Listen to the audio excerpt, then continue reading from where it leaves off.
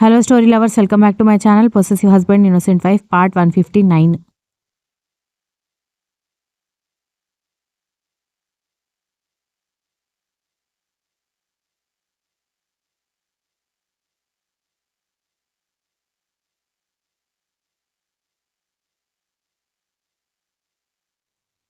చూస్తూ ఉండగానే మరొక 4 రోజుల్లో జాతర కూడా పూర్తయిపోయింది. జాతర చివరి రోజు ఊరిలో వాళ్ళందరూ భోజనానికి గుడి దగ్గరికి రాగానే పిల్లల్ని తీసుకొని విశాలాక్షమ్మ కుటుంబం కూడా వెళ్ళింది. అమ్మవారు శాంతించడం కోసం నైవేద్యం పెట్టి అందరూ అన్నదానాలలో కూర్చోవడంతో చివరిగా అన్నదానం భోజనం చేసి ఇక రేపు ఉదయాన్నే మేం వెళ్ళిపోతాం నానమ్మ అని కర్ణ చెప్పడంతో అప్పుడే ఎందుకురా, పిల్లలు ఉన్నారు కదా, ఒక 4 రోజులు ఇక్కడ ఉండొచ్చు కదా, ఇప్పుడు వెళ్తే మళ్ళీ స్కూల్లో జాయిన్ చేసి వాళ్ళకి ఎప్పటికో సెలవులు దొరుకుతాయో తెలీదు అని అంది బామ్మ.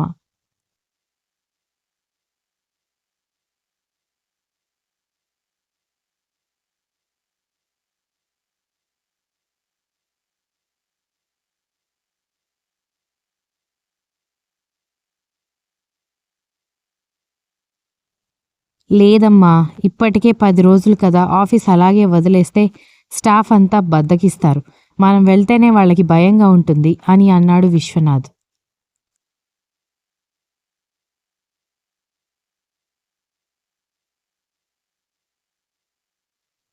దాంతో ఆవిడ మొహం బాధగా మారిపోవడంతో మళ్ళీ మళ్ళీ వస్తూనే ఉంటానులే అమ్మమ్మ, ఈ మాత్రం దానికి శాశ్వతంగా వెళ్ళిపోతున్నట్టు ఎందుకలా బాధపడుతున్నావు అని దక్ష అనగానే, ఇక్కడ మాకు మాత్రం ఎవరున్నారు, నా మొహం మీ తాత మొహం నేను చూసుకుంటూ కూర్చోవాలి. అదైనా సాయంత్రం ఇంటికొచ్చాక, పగలంతా మీ తాత ఆ పొలంలోనే ఉంటాడు. ఇక నేను ఇంట్లోనే పని వాళ్ళకి ఆ పని ఈ పని చెబుతూ ఉండాలి అనగానే, అందుకే కదమ్మా నిన్ను కూడా మాతో పాటు రమ్మని చెప్తోంది, కానీ నువ్వు నాన్న మా మాట వినడం లేదు అని అన్నాడు విశ్వనాథ్.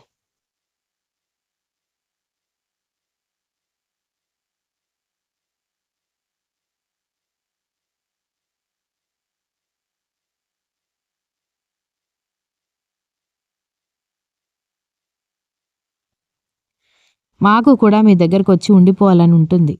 కానీ మనకంటూ ఒక ఊరు ఉంది అని చెప్పుకోవడానికి ఇక్కడ ఎవరైనా ఒకరు ఉండాలిగా. మనం కూడా అక్కడికెళ్ళిపోతే మనదే అని చెప్పుకోవడానికి ఇక్కడ ఏమీ ఉండదు. మేం చనిపోయే వరకు ఇక్కడ మీది అని చెప్పుకోవడానికి ఏదైనా జ్ఞాపకం మిగల్చడానికి ప్రయత్నిస్తున్నాం అనగాని, పర్వాలేదులే అమ్మా, మా దగ్గరకు వచ్చేయండి. మనవణ్ణి మనవరాల్ని, ముని మనవణ్ణి ముని మనవరాల్ని చూసుకొని ఆనందంగా ఉండొచ్చు అన్నాడు విశ్వనాథ్.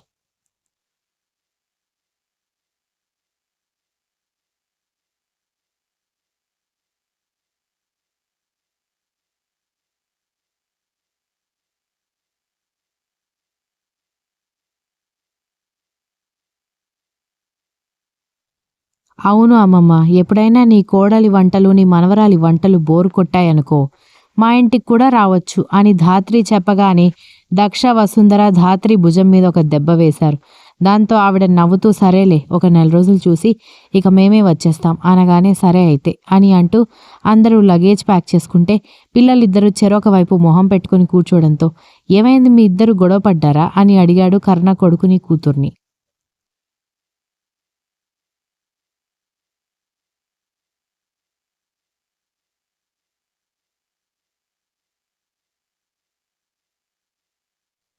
లేదు అన్నట్టుగా ఇద్దరూ తలాడించడంతో మరెందుకు ఇద్దరు అటొకరు ఇటొకరు కూర్చున్నారు అనగానే, నీ మీద అలాం దాది అనగానే, నా మీద అలగడం ఏంటి అని అయోమయంగా అడిగేసరికి బట్టలు మడతపెట్టి బ్యాగ్లో సర్దుతున్న దక్ష కూడా ఆశ్చర్యంగా వాళ్ళ వైపు చూస్తూ ఉంటే, నేనేం చేశాను బేబీ అనగానే, మనం అప్పుడే పోద్దు అనగానే కర్ణ దక్ష ఒకరినొకరు చూసుకుంటూ ఉంటే, ఇక్కడే ఉంటే ఎలా, స్కూల్కి వెళ్ళాలి కదా అని అడిగింది దక్ష.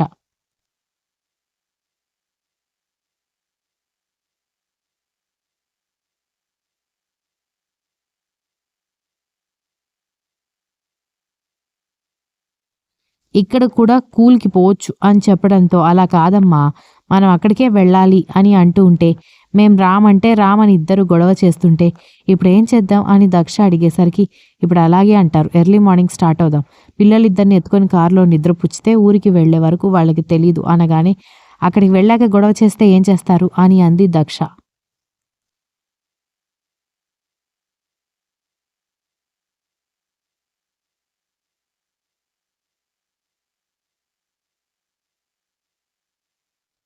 వాళ్ళు గొడవ చేస్తారో లేదో తెలీదు గాని నువ్వు మాత్రం వాళ్ళకి ఐడియాలు ఇస్తున్నావు అని కోపంగా అనగానే మూతి తిప్పుతూ, నేను ఐడియాలు ఇవ్వడం ఏంటి? మీ కూతురు మొండితనం నాకు తెలుసు కదా. వాడైనా కాస్త భయపడతాడు గాని ఆ రాక్షసి భయపడదు అనగానే, ఇదిగో ఇప్పుడే చెప్తున్నాను, ఇంకొకసారి పాపని రాక్షసి అన్నావనుకో తంతాను అనగానే మూతి తిప్పుకుంటూ తన పనిలో తనుండిపోతే కర్ణ కూడా కదిలిస్తే వాళ్ళు గొడవ చేస్తారని ఇక ఆ విషయం గురించి ఎక్కువగా మాట్లాడకుండా తన పనిలో తనున్నాడు.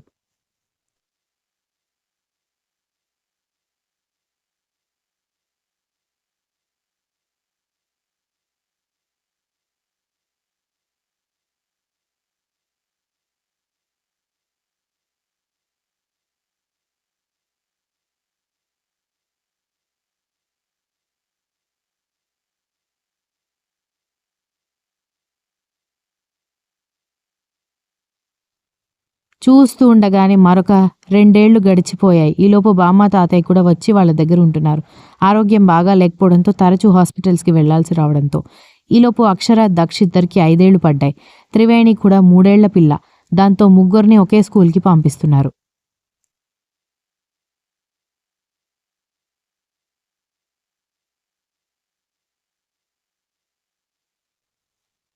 కానివ్వండి, కానివ్వండి, స్కూల్ బస్ వచ్చే టైం అవుతుంది. త్వరగా రెడీ అవ్వండి అని దక్ష హడావిడిగా లంచ్ బాక్స్ సర్దుతూ ఉంటే కర్ణ పిల్లలిద్దరికీ బ్రేక్ఫాస్ట్ తినిపిస్తూ, స్కూల్లో పిల్లలు ఎవరితోనూ గొడవ పడకూడదు, బాగా చదువుకోవాలి. అన్నయ్య చూడు క్లాస్లో ఫస్ట్ వస్తున్నాడు, నువ్వు కూడా క్లాస్లో ఫస్ట్ రావాలని కర్ణ చెప్పడంతో అక్షర ఏం మాట్లాడకుండా బ్రేక్ఫాస్ట్ చేస్తూ ఉంటే, ఏమైంది, ఎప్పుడు నీ కూతురు గలగలా మాట్లాడేది, ఈరోజు సౌండ్ చేయడం లేదు అని వసుంధర అడిగేసరికి అందరూ అక్షర వైపు చూసేసరికి నాకు సైకిల్ కావాలి అని అంది.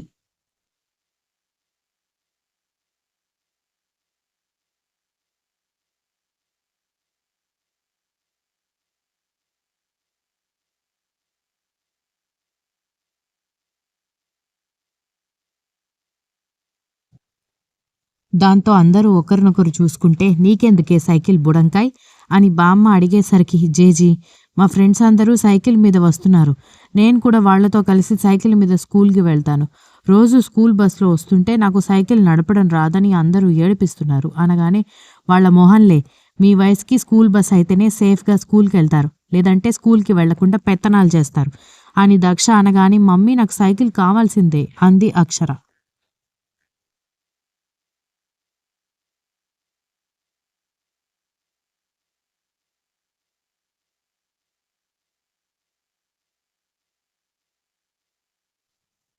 అందుకే అడిగినవి మొత్తం ఇప్పియద్దు అని మీ అబ్బాయికి ఎన్నిసార్లు చెప్పినా నా మాట వింటాడా? ఇప్పుడు చూడు, సైకిల్ కొనిచ్చే వరకు అది గొడవ చేస్తూనే ఉంటుందని అంటూ ఉంటే, మాకైతే సంబంధం లేదు, నీ కూతురికి నువ్వే నచ్చ చెప్పుకో, కానీ సైకిల్ కొనివ్వడానికి మాత్రం మేము ఒప్పుకోము అని వసుంధర అనగానే, ఎందుకు మమ్మీ, ఏమవుతుంది అని అన్నాడు.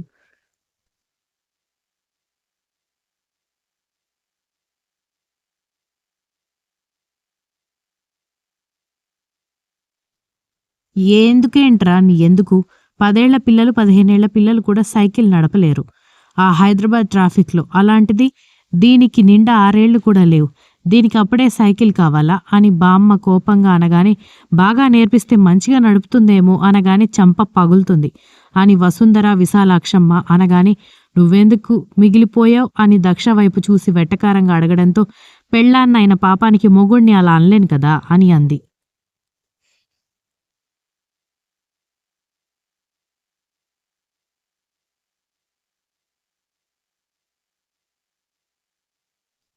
అయితే అనాలని ఉందన్నమాట అనగానే, ఎప్పటినుంచో అని దక్ష అనగానే అందరూ నవ్వుకున్నారు. డాడీ నువ్వు వాళ్ళ మాటలు వినకు, నాకు సైకిల్ కావాలి అని తన చిన్న చిన్న చేతులతో తండ్రి మొహాన్ని పట్టుకొని ఐస్ వేస్తూ ఉంటే, అయిపాయే ఇంక కరిగిపోతాడు అని వసుంధర అనగానే, ఈసారి నేను ఒప్పుకోను అని అంది Daksha. Continuous. If you like the story please like, share, comment and don't forget to subscribe.